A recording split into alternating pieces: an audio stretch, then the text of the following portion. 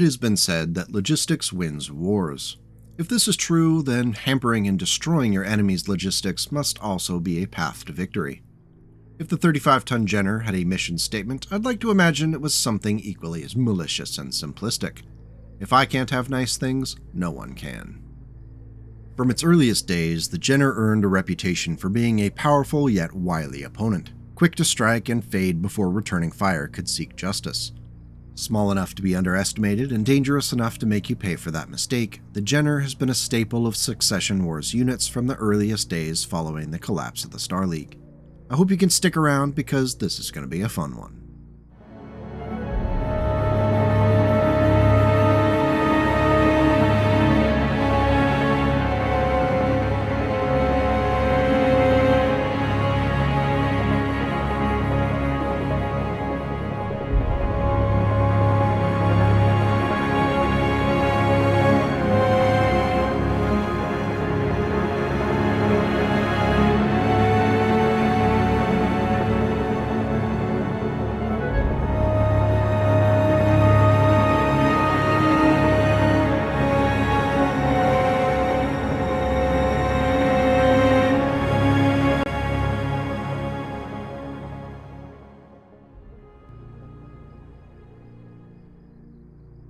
Lizette dodged around a pair of said techs working on what looked like a disassembled gyro. Continuing on led her past a dozen battlemechs in various stages of repair, which made sense given that the Milos mission had required swapping out some of the more damaged machines for those ready to go.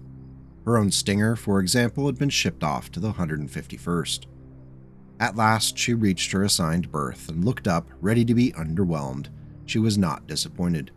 The Jenner was a Draconis Combine machine. Designed as the Star League was collapsing, it represented the failure of the ideals of the old League, at least to her.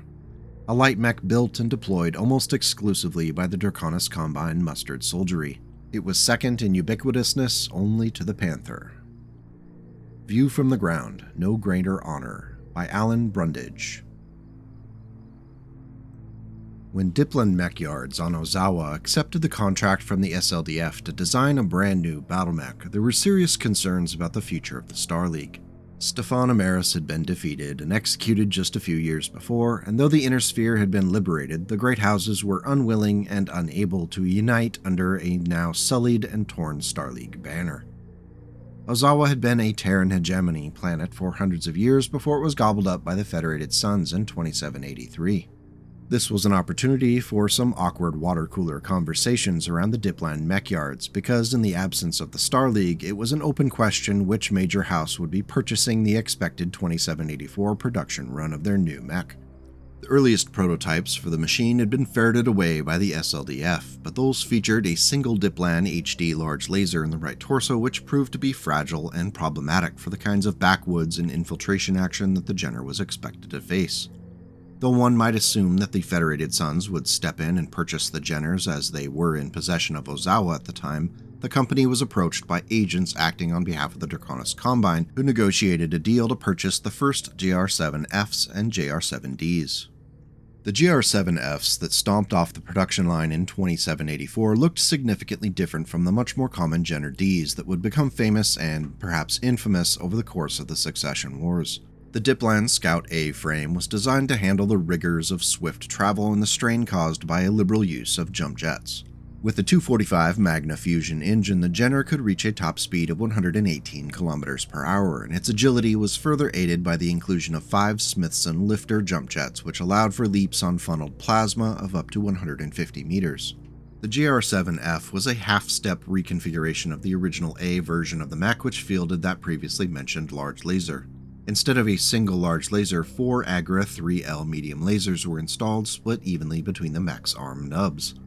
The difference in mass left 3 tons, which were quickly devoted to additional armor, bringing the JR7F's total to 7 tons, or 112 points of protection. While this made the Jenner a tough 35-ton mech, it wasn't what the Combine wanted out of their new battle mech. Just 1 year later, the production line was retrofitted to produce an updated model designated the JR7D.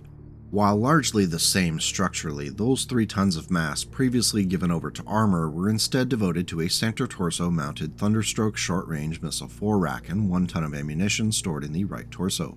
This change significantly improved the mech's damage output and mission flexibility thanks to the missile launcher's ability to use customized munitions like Inferno rounds.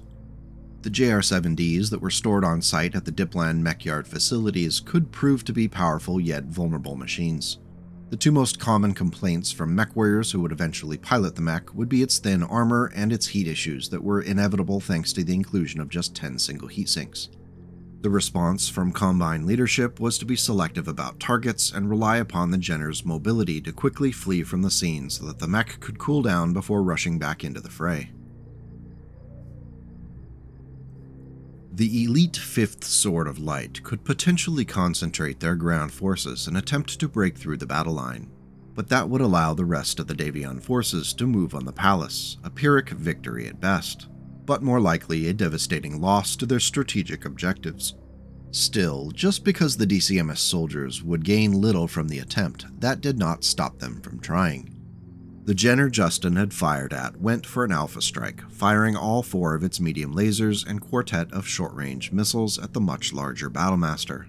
Brilliant laser light cut through the armor of his mech's torso, and a pair of missiles struck his left arm and right leg, but it barely slowed his forward progress. The Damocles Sanction by Michael Sierravella. The biggest issue with delivery of the new Jenners on Ozawa was doing so without the Davion defenders finding out and confiscating the shipments. Seeing no realistic way to do it, the effort was wrapped into an attack on the planet in 2786. DCMS mech warriors traveled to the planet disguised as civilians, and then when the time was right, the Combine assault launched directly from the storehouses of Diplan mech yards. 1 minute you're a simple Davion garrison commander out for your morning coffee, and the next you're looking at sit-rep videos showing a bunch of Jenners running around the city causing chaos. Terrifyingly beautiful, I bet. Ozawa was claimed by the Draconis Combine in 2791 as part of its assault on the region of Davion-claimed space during the First Succession War. Planets such as Avawatz, Edwards, and Rosamund were gobbled up in the Marlette combat region. Ozawa was a prize, as the mech production facilities promised reinforcement for the great house which held it.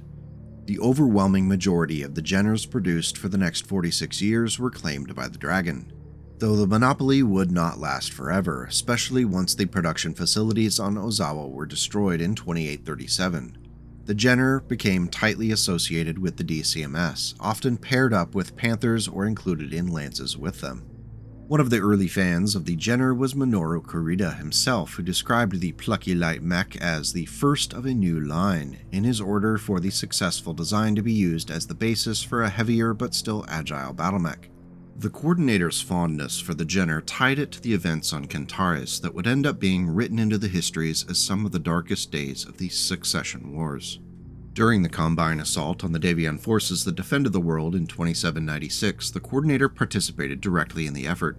During a lull in the fighting that promised to wipe out the last of the AFFS forces, the coordinator made the fateful decision to leave the relative safety of his Battlemaster's cockpit and walk with his lancemates, guards, and a Buddhist priest into an alpine meadow. A Davion sharpshooter from the 7th Crucis happened upon the group and assassinated the coordinator, not knowing his target wasn't just another Combine officer. When Jinjiro Kurita learned of his father's death, his wrath bathed Kentaris in blood.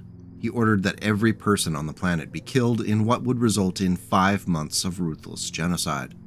Executions took many forms, including the use of battle mechs like the Jenner against groups of defenseless civilians. By the time Jinjiro ordered the DCMS to withdraw from the planet in February of 2797, more than 90% of the planet's population had been killed. A rough estimate of the total deaths could touch 52 million. Units that participated in the massacre, and even some of the battle mechs used in it, were stained by the dishonor of the acts. This included our little friend the Jenner. In one particularly nasty holovid, a Jenner painted in red and black, piloted by the fanatically loyal Sergeant James Green, was caught turning its weapons on the civilians of Kentaris City. I know some say that any PR is good PR, but in this case, no. Green's Jenner would end up being inherited within the family, eventually being piloted by Chu-E Hugo Green, who fought during the 3030s Ronin Wars as part of Marcus Kurita's personal guard on Predlitz. Neither Green or his infamous Jenner would survive the conflict. The citizens slowed enough to allow the infantry to leap off before darting away in separate directions and seeking advantageous positions. Inferno-laden SRMs struck several combine mechs. A newer model Panther and an older Jenner were wreathed in flame, blinding against the gleaming of the dusty plateau. The Panther was forced into shutdown, its heat sinks overwhelmed, while the Jenner pilot, in true samurai fashion, charged forward, a streaking figure of chaotically dancing flame intent on inflicting death and destruction. Two of the citizens rocketed in, medium lasers spitting death. Only one took any damage before the Jenner's ammunition cooked off. The pilot failed to eject, dying in their machine. It ends in fire, Shrapnel number 12 by Alan Brundage. Though the production lines on Ozawa would not survive, the Jenner would through production lines set up by Luthien Armor Works. Throughout the Succession Wars, the plucky Jenner continued to earn its keep as a rear-line raider and as a key component of swarming lances, which could quickly burn down larger foes through concentrated fire. Thankfully, for the non-Combine fans in the room, through hook or crook, the Jenner started to show up in the militaries and friendly merc units of the other great houses. With widespread use and positive reviews, even with its minor faults, there wasn't a strong demand for variants until the discovery of the Helm Memory Core technologies. Luthien Armor Works saw the opportunity to take what was already working and build upon it with the JR7K, which implemented a couple of notable changes. Surprisingly, the Law engineers were restrained in their application of the new tech. There's no XL engines or ER large lasers to be found this time. In fact, the 3047 upgrade largely didn't touch the structure of the mech except to swap out to 3.5 tons of new Samarkand Royal Ferrofibrous armor. This reduced the armor coverage by 2 points, but bought a half-ton of mass. This half-ton was then immediately invested in case for the right torso short-range missile ammunition. This addressed one of the frequent complaints concerning exploding Jenners, had only a nominal downgrade in the armor coverage. Could it have used double heat sinks? Sure. Might it have benefited from a swap over to small pulse lasers? Perhaps. But let's not get picky and accept a good thing where we have one. Production of the JR7K was swift, and though some mech warriors complained about the lack of new bells and whistles, it was more important to the Combine decision-makers that the Jenner remain inexpensive and Spartan in design. As the years passed, the price of restraint was paid through being outclassed by flashier technology. The four mechs, a Jenner, a Firestarter, a Commando, and a Panther, all moved well together. They coordinated fire, using short-range missiles to pepper the closest of the Red Squad's mechs, then let their energy weapons hold the others back and soften them up. As the Reds moved forward to provide cover for a stricken comrade, the Goons would withdraw again, isolating the closest Red mechs while making themselves difficult for the others to hit. As impressive as this display is, Colonel, you're offering the services of a regiment. Amanda Hearthstone clutched a champagne flute in her bony hands. Do you wish us to judge your whole unit based upon the action of a lance that you didn't train and are not now directing? Absolutely. Not the way the smart money bets, by Michael A. Stackpole. One notable Jenner K mech warrior was a Busho Senshi Grace Shiro, who earned some fame within Sorensen's sabers. Though originally a member of the 22nd Rosselhog Regulars, Shiro was wrapped up in the fighting during the Ronin War and ended up defecting to Theodore Kurita's banner out of loyalty to House Kurita. Shiro was known for being brash and abrasive, but more than made up for it with savvy handling of her custom-built JR7K, which she named Cat. Cat benefited from prototype endosteel and 4.5 tons of prototype ferrofibrous armor. The engine size remained the same and carried 5 jump jets to maintain the 7-11-5 movement profile. The mech's offensive weaponry consisted of just 2 standard medium lasers split between the arms. However, the true purpose of the mech and Shiro's role in the battlefield was as a spotter for LRM and artillery fire. The mech's left torso Narc beacon launcher, along with 2 tons of ammunition, facilitated the metal rainstorms. Another interesting quirk for Shiro's mech was that it had a unique skipping gait to it thanks to repeated rebuilds of the Jenner's hip actuators, which created the impression that the mech had suffered damage, though there was no discernible hit to performance. If you appreciate a good light show, the Tai-i Miki Smith's custom JR7F Jenner might be a good Succession Wars option. Smith played into the light Mechwarrior archetype, being aggressive and eager to get into the action. Reported to be quite a chatterbox, Smith practiced karate, kickboxing, and I hear she made a wicked clam chip dip. The JR7F Smith was a firebox refit that retained the original structure, engine, and 10 single heatsinks, but upgraded the standard armor to 7.5 tons, providing plenty of protection. For weaponry, the SRM pack was removed in favor of 2 additional standard medium lasers split between the side torsos. The combined 6 lasers could do up to 30 damage in 5 damage chunks, which wasn't half bad for a 35-ton battle mech in the 3030s. The downside of this swift light show was heat generation, which quickly added up if the mech alpha striked while on the run. Even with 10 of that heat synced away, those alpha strikes were sometimes treat when conditions were perfect. Taking that -2 to movement heat penalty is scary when you're in a light battle mech and speed is life. Hugh's lancemates swept in beneath the PPC's azure beam. The 3 ungainly, bird-like Jenners released flights of short-range missiles that spiraled out at their massive target. Brilliant explosions blossomed over the Goliath's torso, and 2 of the SRMs pierced the mech's chest armor to sow havoc in its heart. Black smoke began to pour from the hole, indicating damage to the engine shielding. The Jenners and both firestarters of Fox Lance raked the Goliath with relentless ruby beams of laser fire that shredded armor on the mech's left legs. Through the ragged holes, Andrew saw the massive corded myomer fibers that made up the artificial muscles driving the Goliath. One more barrage and that mech was done for. Warrior Repost by Michael A. Stackpole. The Luthian Armorworks Jenner production line on Eadeh continued to produce the K model well into the clan invasion era, though it did eventually bend to demands for a variant with additional new technology. The JR7C, introduced in 3050, was another quarter step toward modernity, which highlights just how hesitant Law was in fussing around with what already worked. This new variant was functionally identical to the JR7K, except that one medium laser was yanked out of the left arm so that a C3 slave computer could be installed into the left torso.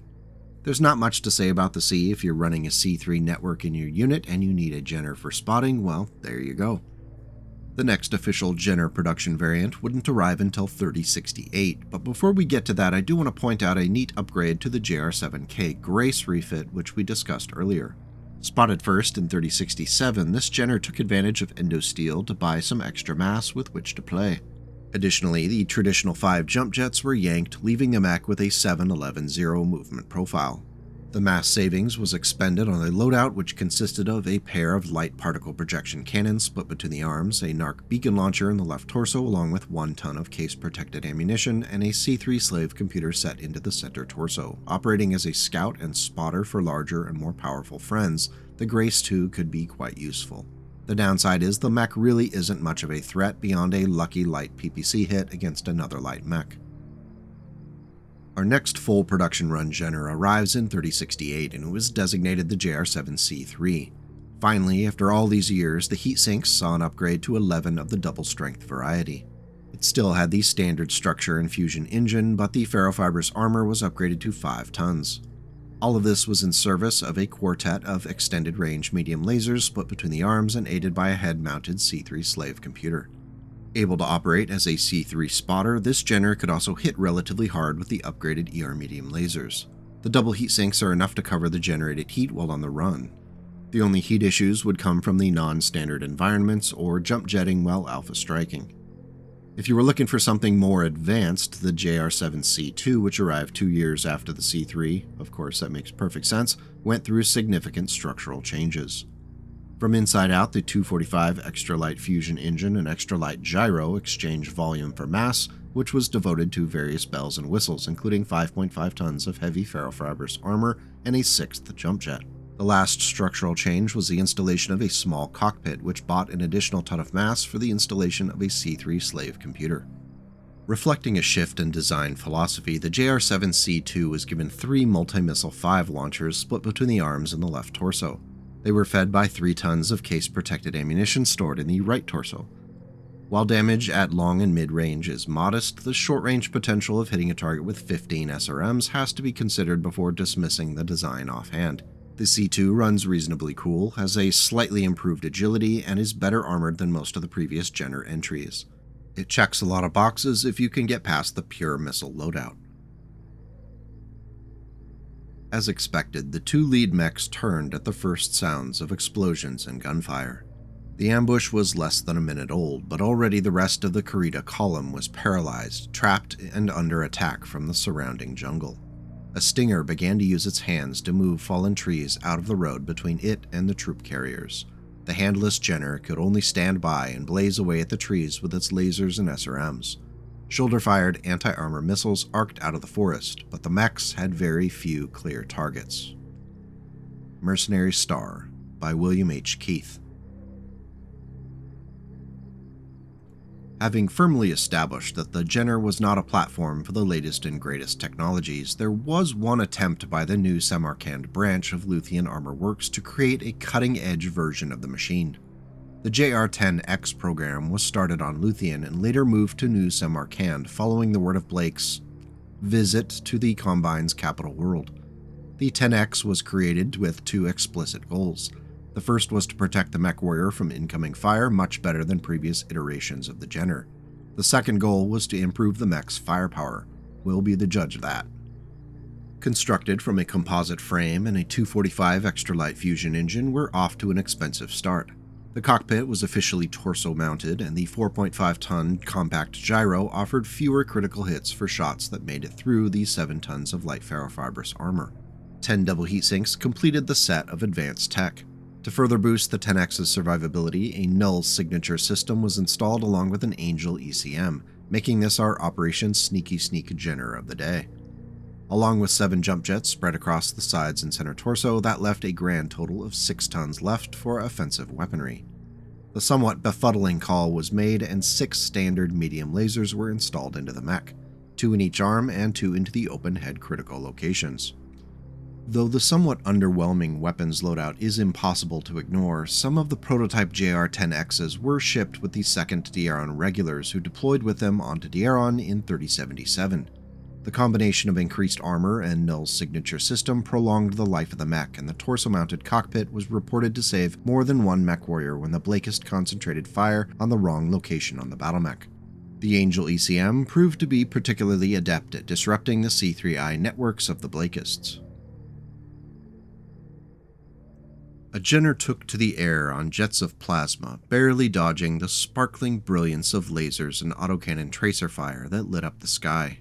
In mid-jump, the Jenner cut the power to its jets and dropped like a stone, then bent its knees to take the impact from the sudden descent. Show, the main body of the Capellan forces are pulling back from the front line. Eadeh instantly saw what his foes were trying to accomplish. They were sacrificing one of their companies to keep his forces from catching up to them, forfeiting their own lives to ensure that his Akaj could not meet them decisively in battle, much like Baxter had attempted with the strike by Laurel's Legion. Paid in Blood by Michael J. Ciaravella. While there was tweaking of the C3 strain of Jenner with the C4 model, it was the last attempt to overhaul the mech until the 32nd century. Introduced in 3077, the JR7C4 retained the XL engine from the C2, but it had a standard gyro and carried 5.5 tons of heavy ferrofibrous armor. The 711-7 movement profile maxed out the Jenner's jump jet distance, and 10 double heatsinks were more than adequate at keeping the C4 running cool. The primary draw for the Jenner C4 wasn't the pair of MML-5s, which only offered modest damage. It was the C3 boosted slave computer in the head of the mech. As part of the C3 network, the Jenner could do its important spotting job, and when the time was right, hit something with 10 SRMs. There's not too much to say about this variant, as it's so niche that it likely hasn't been used much over the years. I can't wait for the C3 network superfans to come yell at me in the YouTube comments. Cope and seethe. The newest Jenner in the timeline arrived in 3120 thanks to the designers at Luthian Armor Works, who sought to go back to a more generally useful battlemech. The JR7N was built with a standard structure, the now familiar 245 extra light fusion engine, and carried 5.5 tons of heavy ferrofibrous armor, which is just 10 points away from maxing out the protection on the mech. While the electronic warfare angle wasn't completely abandoned, the Jenner N was definitely a shift toward more of a traditionally deadly gear-up. The primary punch was provided by 4 ER medium lasers split between the arms. Closer up, the short-range missile forerack offers its almost quaint and familiar violence. The launcher's 1 ton of SRM ammunition in the right torso was protected by Case 2. Finally, a Beagle active probe was installed into the left torso because the Jenner doesn't want to be fed, it wants to hunt. With 11 double heat sinks, the Jenner N can run and gun with the ER medium lasers without any heat buildup. Adding the SRM-4 tips things 3 into the red, but that's quite manageable. Getting the jump jets involved could require more heat management, but it's not terrible. It's absolutely bizarre how long it took to get such an obvious build. The Jenner N is just so clearly the battle mech in its peak form that there's not much to say about it other than just shake our heads in disappointment that it took 341 years to get there. As high a bar as the JR7N set, I did still want to take a crack at creating my own totally non-canon and unofficial Mech Frog variant. Let's get into it, and you can be the judge on how close to the mark I got with it.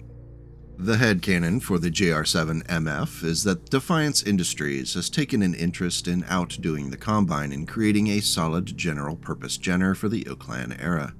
Starting with endosteel and a light fusion engine, mass savings were generated in service of min-maxing this thing.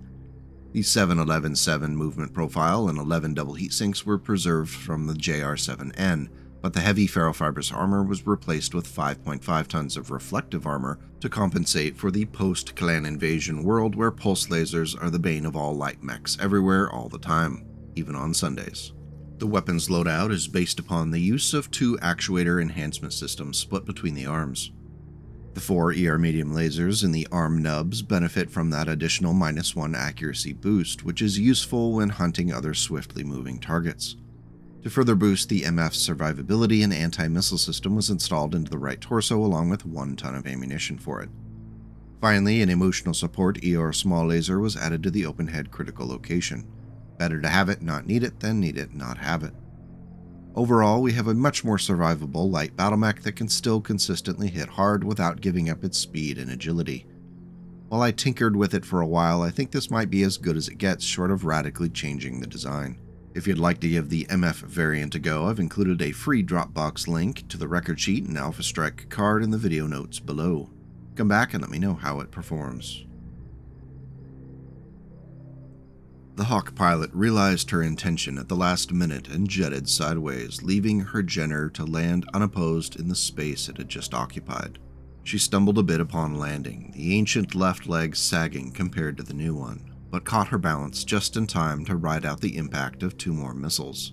The computer registered them as having destroyed her 2 right-side lasers.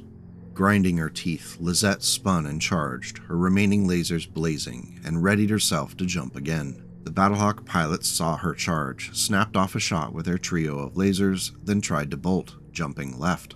Lizette pounced, soaring through the air, low-powered lasers peppering the opposing mech, before her superior speed carried her forward to slam into the Battlehawk.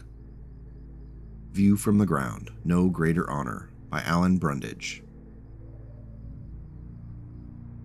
So why do we love the Jenner? Well, being an American, I do love the plucky underdog.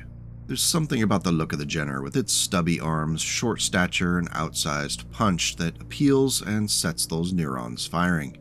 Anytime you get to the top of a weight class, mechs tend to overperform and overtake their lighter cousins. The Jenner stands as a good example that supports this theory. While it doesn't have a huge number of very effective variants, the charm of the Succession Wars Jenner D helps maintain the mech's solid reputation. The future for the Jenner looks pretty bright, and I hope to see the Jenner N well represented in the Combine's IlClan shenanigans moving forward.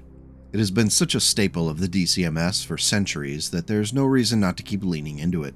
It's also worth noting that the Jenner was the inspiration for not just the Clan 2C version of the mech, which we'll cover again someday, but also the Owens Combine Omnimech. The Jenner lineage is strong. Is there a later in the timeline variant that you think is peak Jenner in its ideal form, or are you a Jenner D purist?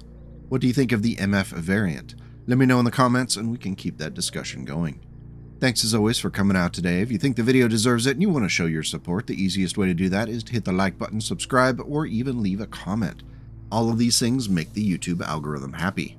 If you want to go one step further, direct support through Ko-fi or YouTube channel memberships is a great way to help ensure that the nonsense keeps flowing.